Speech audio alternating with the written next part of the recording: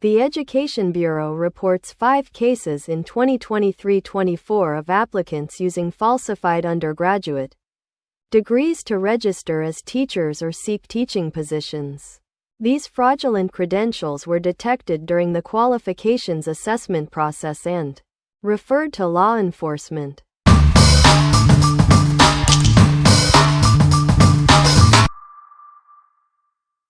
The government's assessment board offers non-locally obtained qualifications assessment for a fee of 3,065 Hong Kong dollars. General use. Financial assistance is available to those in need.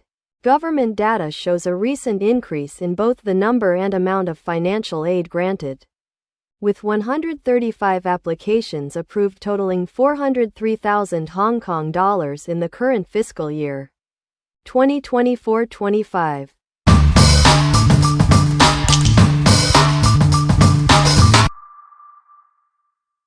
Hong Kong's giant panda twins made their public debut yesterday, drawing huge crowds to Ocean Park.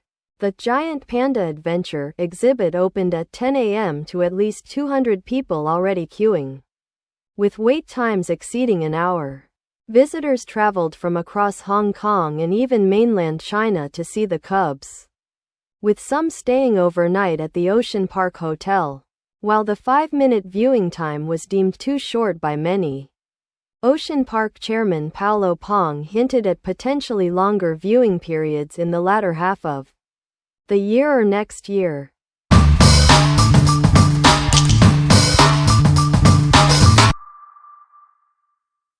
Giant panda twins made their public debut yesterday at Ocean Park.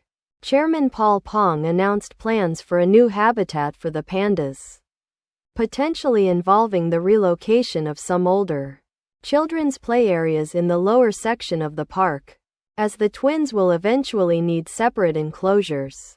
A planned panda museum will showcase the park's 25 years of panda conservation and education efforts.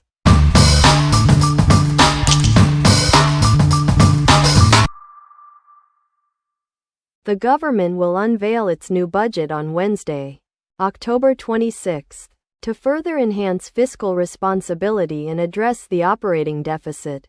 A strengthened resource efficiency optimization plan will see a more significant reduction in recurrent expenditure than initially planned.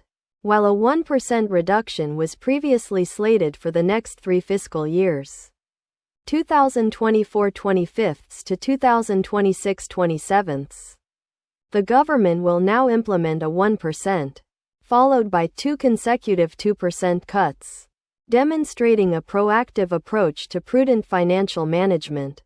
This decisive action reflects the administration's commitment to fiscal sustainability and responsible use of taxpayer money.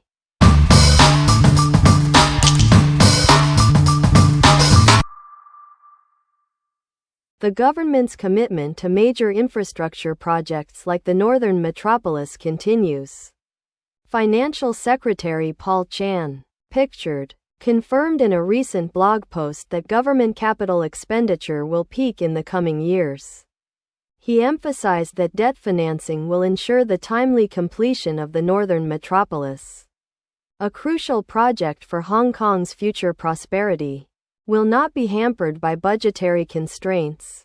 Issuing longer-term bonds will align cash flow timelines with the long-term nature of these projects.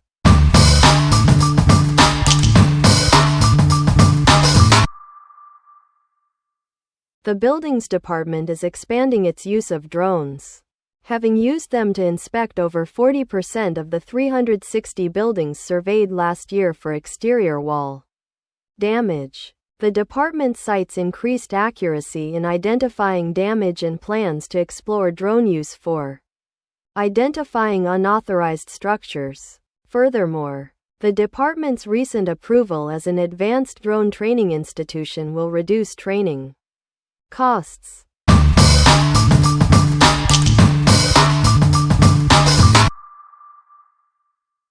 The Hong Kong government, committed to addressing climate change, set a target in the 2022 policy address to improve the overall energy performance of government buildings and facilities by over 6% from the 2018-19 baseline year by 2024-25. While some progress has been made, achieving this ambitious goal requires continued effort and a comprehensive approach.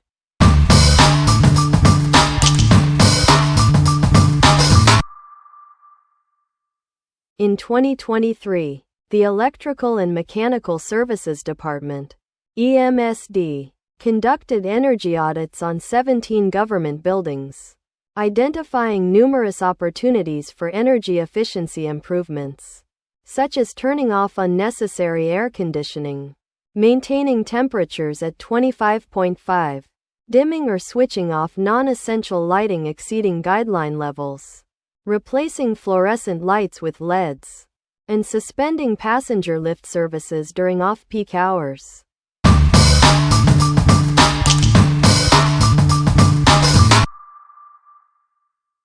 In 2022, the government set an energy efficiency target to improve the overall energy performance of government buildings by over 6% in 2024-25.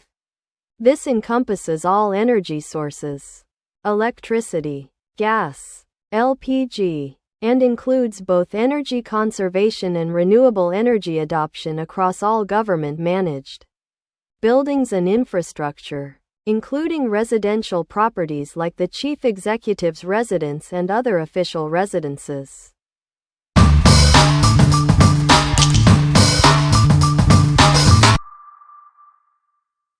Thanks to the unwavering support and collaborative efforts of mainland Chinese government, departments and medical institutions, a life-saving heart transplant was successfully performed on 8-month-old Chi-Chi at Hong Kong Children's Hospital last night. Chi-Chi, suffering from dilated cardiomyopathy and heart failure, received a donated heart from the mainland, offering her a second chance at life.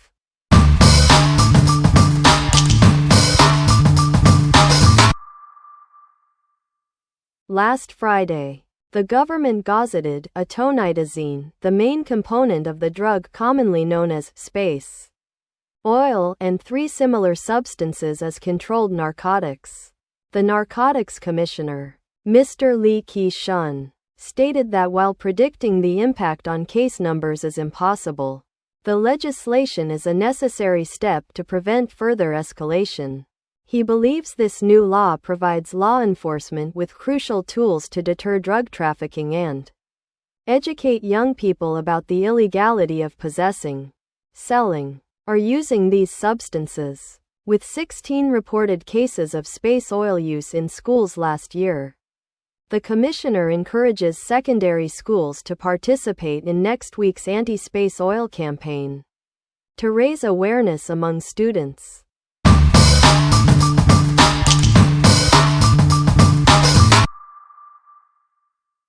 Hong Kong Customs seized approximately 900 grams of suspected cocaine from 4 inbound travelers at Hong Kong International Airport on Friday, July 14.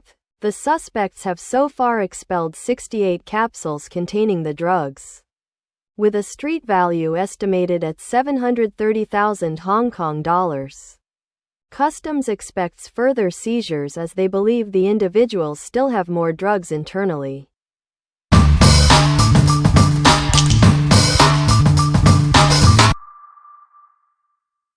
The Kai Tak Sports Park, set to open on June 1, underwent its final major rehearsal yesterday. Approximately 25,000 members of the public and 25,000 civil servants successfully participated in a simultaneous drill across the main stadium, sports academy, and youth sports field, testing the venues to capacity. Following a smooth dispersal, Secretary for Administration, Eric Chan, expressed his full satisfaction with the rehearsal's efficiency. While yesterday's test involved all 3 venues at maximum capacity, the sports park will not operate all 3 simultaneously during normal operations. The government is confident the opening ceremony will be a resounding success, with Sports Commissioner Soy Kin Pan confirming the park is ready for its grand opening.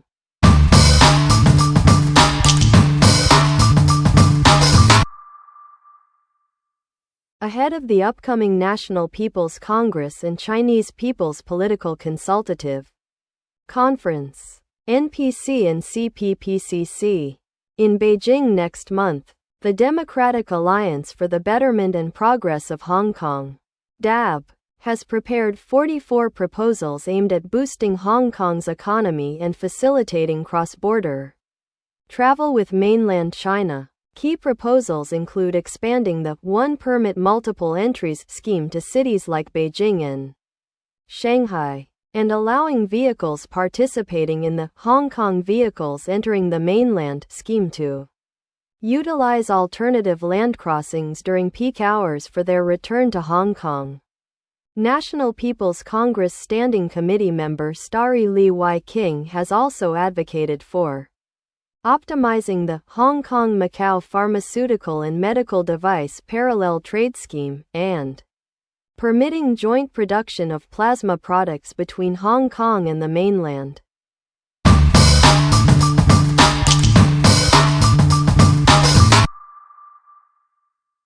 Optical Image Stabilization (OIS) technology mitigates blurring caused by camera shake.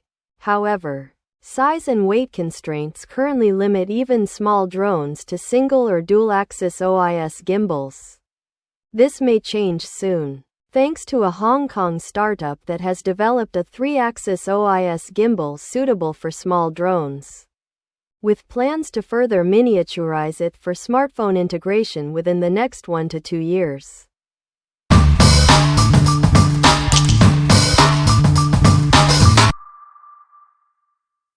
Vista Initech Limited's R&D director, Mak Lin Kai, highlights that a crucial component of micro-gimbal technology is the miniature motor, which compensates for vibrations by moving the lens and/or image sensor.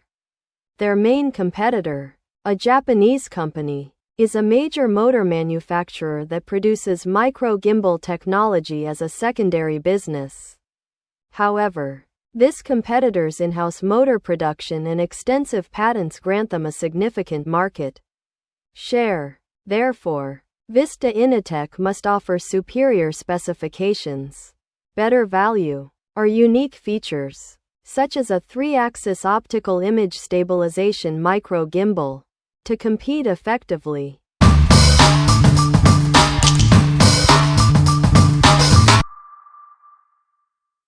Guangdong's Development and Reform Commission recently released the Guangdong Province Modern Industrial System Construction Action Plan 2025 and the Guangdong Province Modern Industrial System Development Report 2023-2024, outlining the current status and future plans for 18 key industries.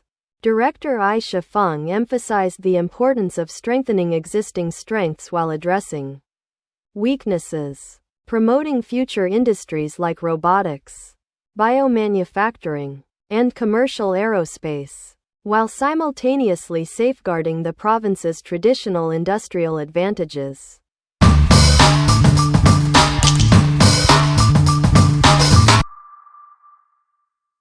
Regina Ip, chairwoman of the New People's Party, recently took a culinary tour of Hong Kong Island with fellow party members, showcasing the city's vibrant food scene and highlighting the success of many local eateries, including cafes, dessert shops, and unique food stalls. She emphasized Hong Kong's diverse culinary landscape and expressed confidence in the future of small businesses if they remain innovative and adapt to current trends. However, she later revealed on social media that she had conducted this tour while unwell, experiencing a sore throat, cough, and ultimately losing her voice due to exhaustion from the busy weekend.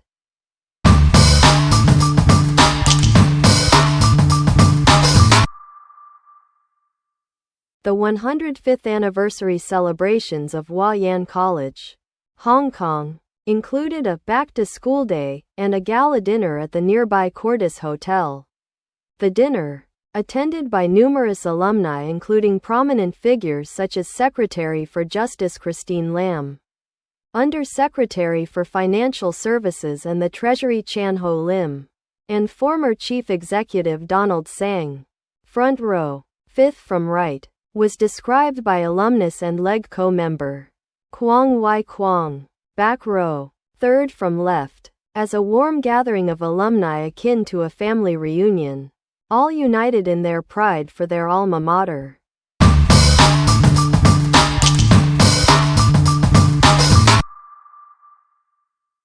The Transport Department's Lunar New Year license plate auction saw the S and 88 plates fetch over 10 million Hong Kong dollars each, setting the highest prices of the sale.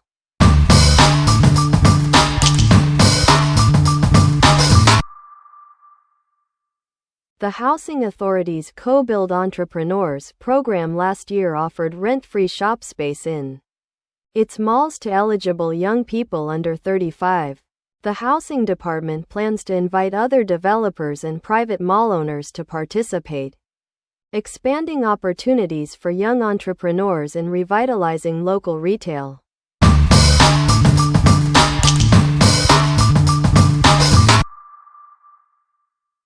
The Federation of Trade Unions, FTU, held its annual Outstanding Volunteer Award ceremony yesterday, October 16, attended by over 1,000 union leaders and volunteers. FTU Chairman Wong Kwok emphasized the significance of this year marking important anniversaries, such as the 1925 Canton-Hong Kong strike and the victory in the War of Resistance against Japan, stating the need to not only promote positive narratives about Hong Kong, but also highlight the patriotic contributions of trade unions, fostering stronger national identity and pride among working people.